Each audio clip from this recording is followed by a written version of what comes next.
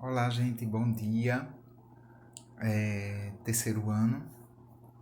E aí, a gente vai dar prosseguimento aos assuntos que a gente já estava vendo através do vídeo que eu tinha enviado, né?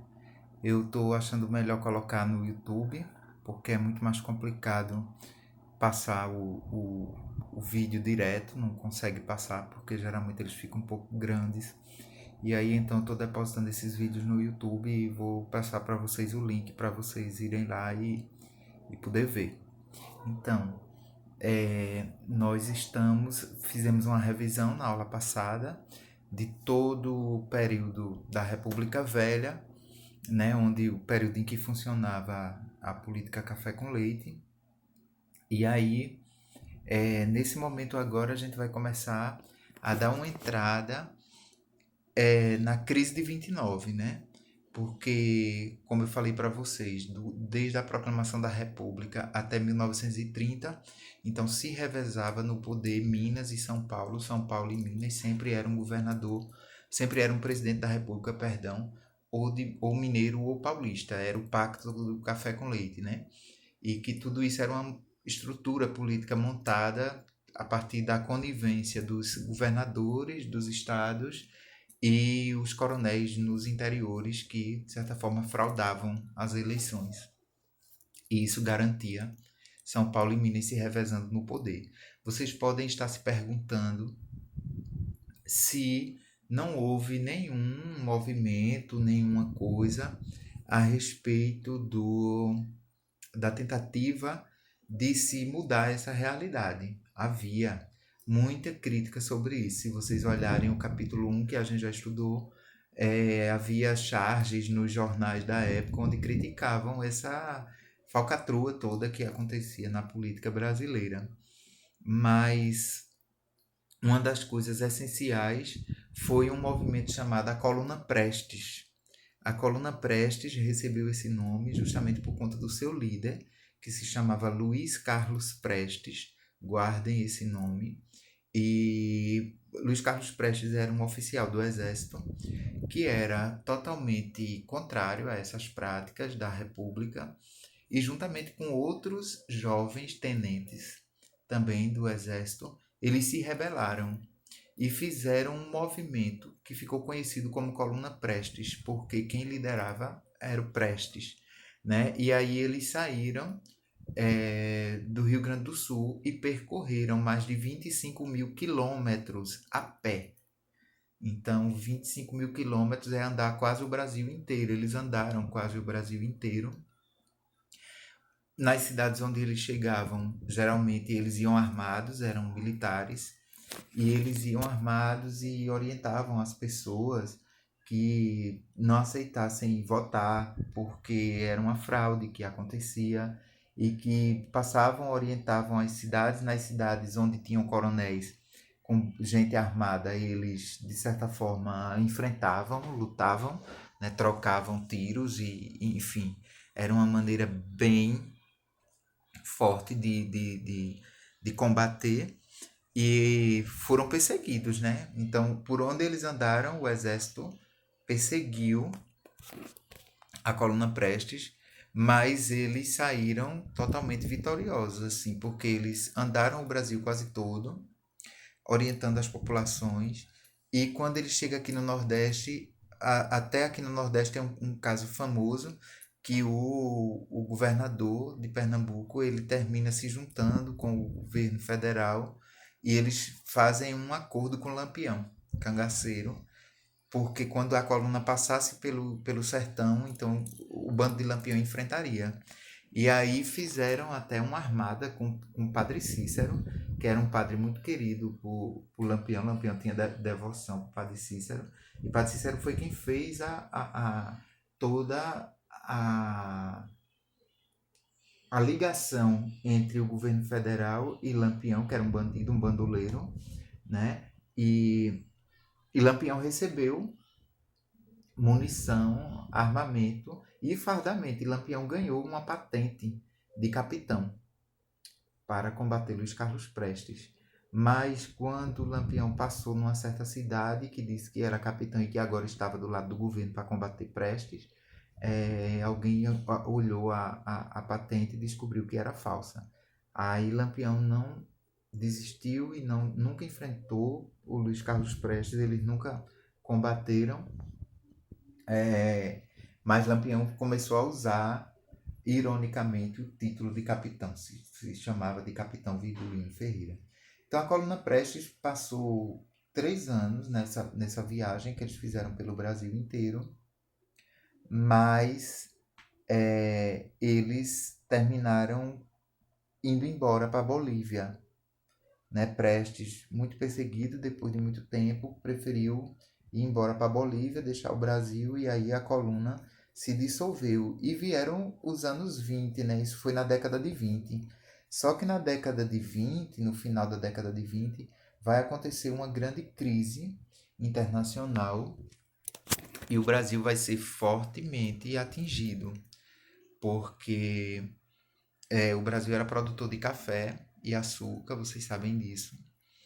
E aí, essa crise se deu porque vocês sabem que, acho que vocês já viram na televisão, que muitas vezes os grandes banqueiros, as pessoas que têm muito dinheiro, os grandes capitalistas, eles pegam seus lucros e investem na bolsa de valores. Né? A bolsa de valores é como se fosse uma loteria onde você vai apostando, comprando ações, e aquelas ações elas vão correndo juro constantemente. Então, eles geralmente investem muito na bolsa de valores. E a bolsa de valores mais famosa da época era a bolsa de Nova York. Então, as pessoas ricas, os grandes empresários, os grandes produtores de café, os grandes agricultores, eles investiam seus lucros na bolsa de valores. E o que vai acontecer é que em um determinado momento a bolsa de valores ela entra em colapso, porque todo mundo começa a tirar as ações. Porque você investe, é como se fosse um banco, né? Que você, digamos, eu tenho uma empresa, então eu pego meu lucro todo e eu invisto na bolsa, eu compro uma ação na bolsa. E aí eu espero aquela ação crescer, ganhar juros, quanto mais se aposta, mais aí eu vou aumentando os valores ali dentro de a margem de lucro. E quando eu retiro aquele dinheiro da bolsa, eu saco, ele já está muito maior do que o que eu investi, né? Então, aconteceu o seguinte, a Europa começou a entrar em crise e os grandes empresários começaram a retirar seus dinheiros de dentro da bolsa, seus investimentos. E aí houve uma falência total. Então a bolsa de valores quebrou em Nova York e com a quebra da bolsa de valores, eles terminaram, é, desencadeou uma crise econômica no mundo inteiro e essa crise atingiu principalmente o Brasil. Porque o que é que vai acontecer? Quando a Europa ela entra em crise, um país quando ele está em crise, a primeira coisa que se faz, o dinheiro está desvalorizado, então as pessoas para comprar uma caixa de leite levava sacos de dinheiro, porque o dinheiro não valia quase, né? Tava muito, então começou uma grande dificuldade econômica na Europa. E a primeira coisa que se faz quando se está numa dificuldade econômica é cortar os supérfluos. A gente sabe disso em casa, né? Então a gente começa a cortar as coisas que não tem tanta necessidade. E aí o Brasil sofreu muito com isso. Não é porque tivesse muitos investidores fazendo aposta na bolsa de valores, não era por isso, mas porque os antigos compradores do café do Brasil e do açúcar e do tabaco, que é o fumo, né, que se produzia também no Brasil, e do algodão. Então esses eram os produtos do Brasil: café, açúcar, tabaco, algodão. Então esses produtos não são produtos de primeira necessidade. Você vive muito bem sem açúcar, sem café, sem tabaco, sem algodão. Então começou a haver um desgaste muito grande, porque o Brasil não, seus principais produtos eram o café e o açúcar.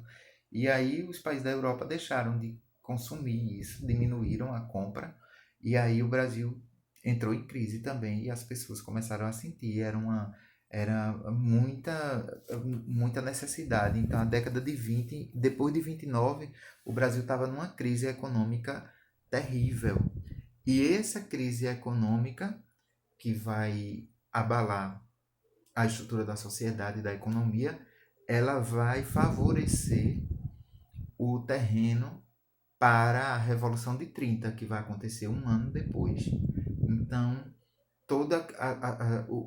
os políticos do Rio Grande do Sul, eles se aproveitam desse momento, juntamente liderados por Getúlio Vargas, que é uma figura que a gente vai ouvir falar muito, que era militar também. Então, eles vão se articular e vão fazer um grande movimento que vai entrar para a história como Revolução de 30, que é um movimento armado que vai sair do Rio Grande do Sul e vai pipocar pelo Brasil inteiro, e vai levar Getúlio Vargas ao poder em 1930. É o que se chamou de Revolução de 30, né? E na próxima aula a gente estuda os impactos dessa revolução. Mas por enquanto, o que eu quero colocar é que vai acontecer um caso particular que vai desencadear essa revolução. Os políticos do Rio Grande do Sul já tinham interesse de derrubar o Pacto do Café com Leite, mas aí eles vão se aproveitar do momento de crise em que a sociedade estava revoltada com o governo, porque a crise estava grande, mas a crise era de nível internacional, era o mundo inteiro que estava em crise econômica.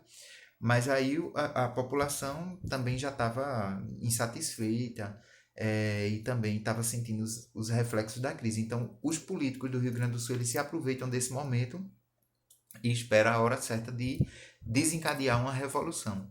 Essa revolução ela vai acontecer, ela vai ter como pano de fundo o assassinato de um político paraibano, que era o João Pessoa, que dá nome à capital da Paraíba, que antes se chamava Paraíba do Norte. Depois da morte de João Pessoa é que vai ser colocado o nome da capital, de João Pessoa, em homenagem a ele. João Pessoa era um político paraibano, tinha sido governador da Paraíba e muito influente na política internacional, na política nacional. Era sobrinho de Epitácio Pessoa, que tinha sido presidente do Brasil. E o João Pessoa era um homem um pouco avançado, moderno para a época. Mas na Paraíba vai acontecer problemas dentro da capital da Paraíba que vai envolver diretamente o João Pessoa. Esse problema foi o seguinte: a família Pessoa, que era a família de João Pessoa, que era uma família de políticos super influentes, e quem mandava mesmo na Paraíba eram eles, era inimiga da família Dantas, que era outra família de políticos também importantes, que disputavam, né? Muitos coronéis, gente armada, enfim. E aí, esses Dantas, eles vão é, haver um problema com um dos Dantas, que era o João Dantas, era um advogado que também envolvido em política. No entanto, João Dantas